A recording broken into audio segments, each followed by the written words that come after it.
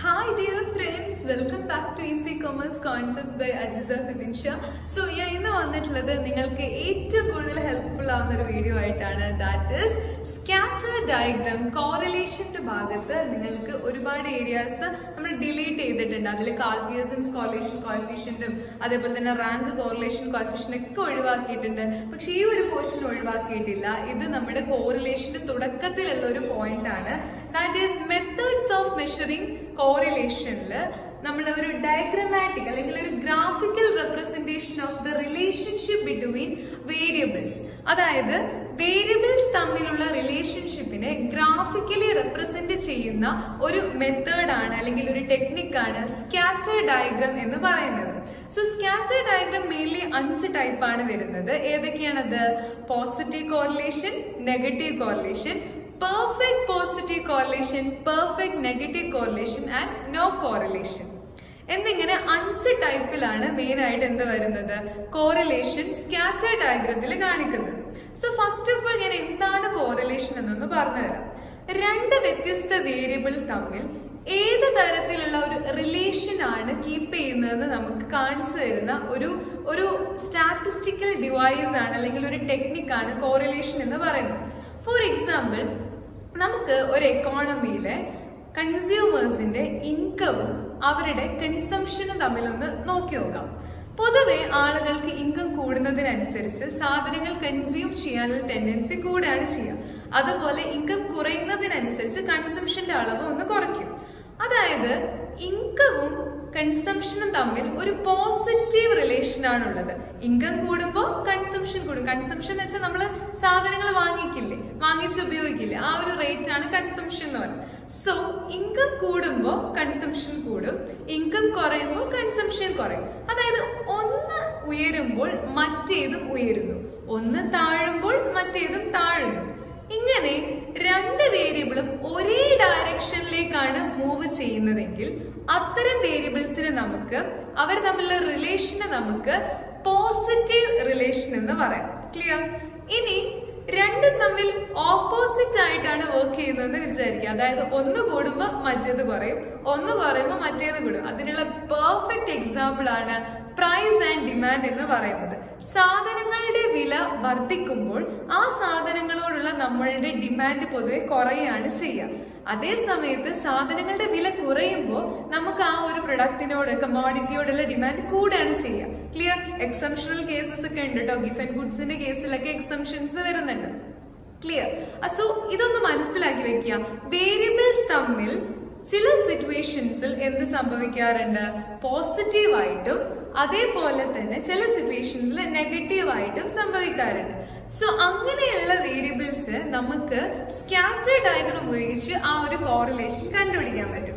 അത് നമുക്ക് വളരെ കൃത്യമായി തന്നെ പഠിക്കാം. നിങ്ങൾക്ക് കോറിലേഷൻ സ്കാറ്റർ ഡയഗ്രത്തിലൂടെ പഠിക്കാൻ മെയിൻലി 5 ടെക്നിക്സ് ആണുള്ളത്.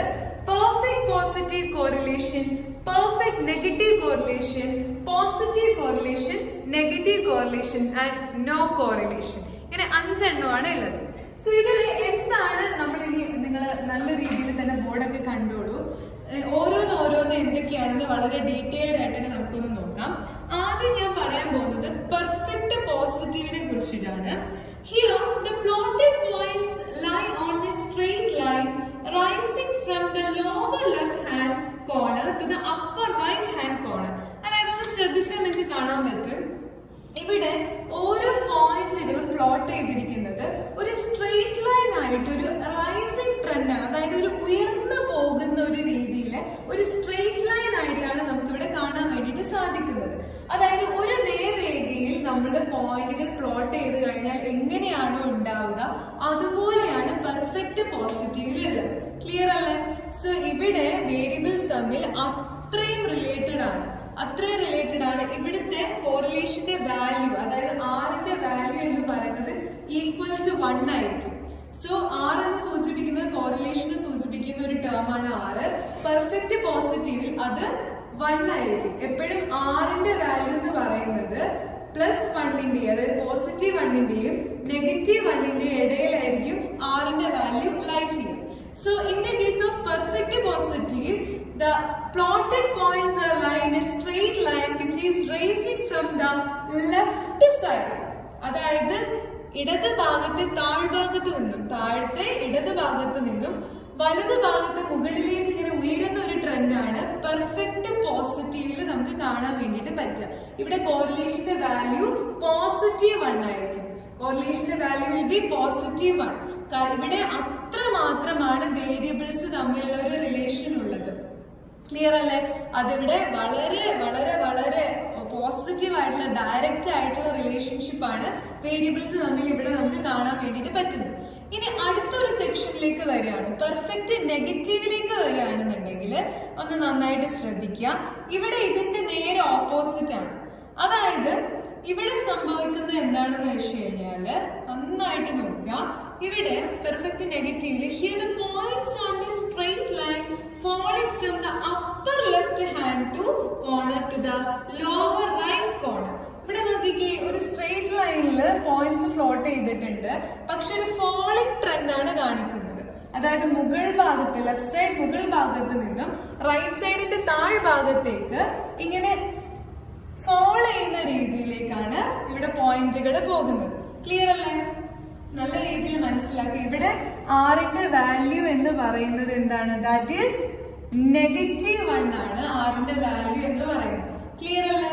നല്ല രീതിയിൽ അതിന്റെ ഒരു കോമ്പിനേഷൻ നിങ്ങൾ മനസ്സിലാക്കി. ഇവിടെ ഒരു രീതിയിലും വേരിയബിൾസ് തമ്മിൽ ഒരു കണക്ഷനും നമുക്ക് എന്ത് ചെയ്യാൻ പറ്റുന്നില്ല. വളരെ നെഗറ്റീവ് ആയിട്ടാണ് അവര് റിലേറ്റ് ചെയ്ത് നിൽക്കുന്നത്. ക്ലിയർ? അടുത്തൊരു ഏരിയയിലേക്ക് നമ്മൾ പോവുകയാണെങ്കിൽ അതെന്ന് പറയുന്നത് ദാറ്റ് ഈസ് പോസിറ്റീവ്. ഇവിടെ ട്രെൻഡ് എന്താണെന്ന് ചോദിച്ചു കഴിഞ്ഞാൽ അത് റൈസിംഗ് ട്രെൻഡ് തന്നെയാണ്. അതായത് ലെഫ്റ്റ് സൈഡ് താഴ്ഭാഗത്ത് നിന്നും റൈറ്റ് സൈഡ് മുകൾ ഭാഗത്തേക്ക് ഉയരുന്നുണ്ട്, പക്ഷെ അതൊരു സ്ട്രെയിറ്റ് ലൈൻ ആയിട്ടൊന്നുമല്ല.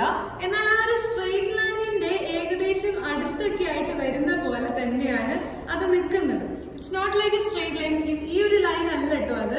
ഈ പോയിന്റുകളാണ് നിങ്ങൾ ശ്രദ്ധിക്കേണ്ടത്. ഈ പോയിന്റുകളാണ്. ഇവിടെ ഈ പോയിന്റ് ഇല്ലേ, ഇവിടെ അത് സ്ട്രെയിറ്റ് ലൈനിലായിരുന്നു, എന്നാൽ ഇവിടെ അത് സ്ട്രെയിറ്റ് ലൈനിനോട് ഏകദേശം അടുത്തായിട്ടാണ് നിൽക്കുന്നത്. അതായത് റിലേഷൻ എങ്ങനെയാണെന്ന് ചോദിച്ചു കഴിഞ്ഞാൽ അത് പോസിറ്റീവാണ്. ഇവിടെ എങ്ങനെയായിരിക്കും വാല്യൂ എന്ന് പറയുന്നത്?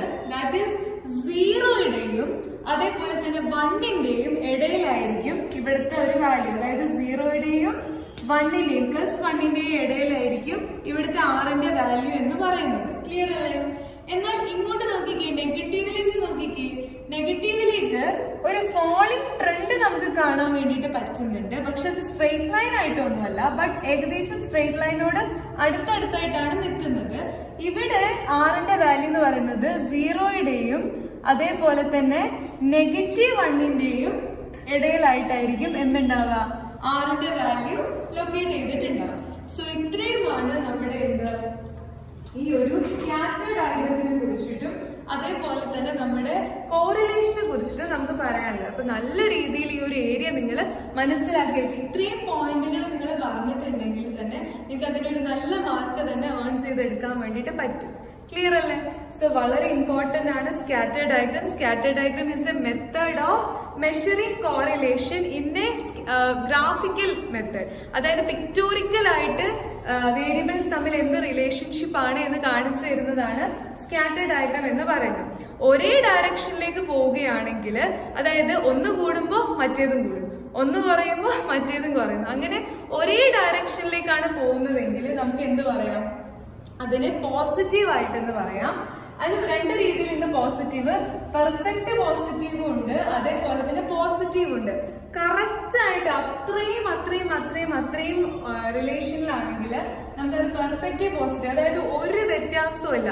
10% ഇവിടെ കൂടി കഴിഞ്ഞാൽ 10% ഇവിടെ കൂടും, 10% ഇവിടെ കുറഞ്ഞാൽ 10%. അങ്ങനെ ഒരു എന്താ പറയാ, വളരെ പോസിറ്റീവായിട്ട് കൂടുന്നത് മാത്രം നോക്കിയാൽ മതി. ഇവിടെ അത്രയും റിലേറ്റഡ് ആണ് പെർഫെക്റ്റ് പോസിറ്റീവ്. ഒന്ന് അങ്ങോട്ടും ഇങ്ങോട്ടും പോയില്ല.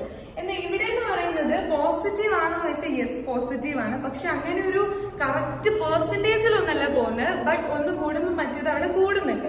അതാണ് നമുക്ക് ഇവിടെ പോസിറ്റീവില് കാണാൻ പറ്റും. എന്നാൽ നെഗറ്റീവിലോട്ട് വരുന്ന സമയത്ത് ഒന്ന് കുറയുമ്പോൾ മറ്റേതും കറക്റ്റ് ആയിട്ടാണ് കുറയുന്നത്. 10% കുറഞ്ഞാൽ 10% തന്നെ കുറയും.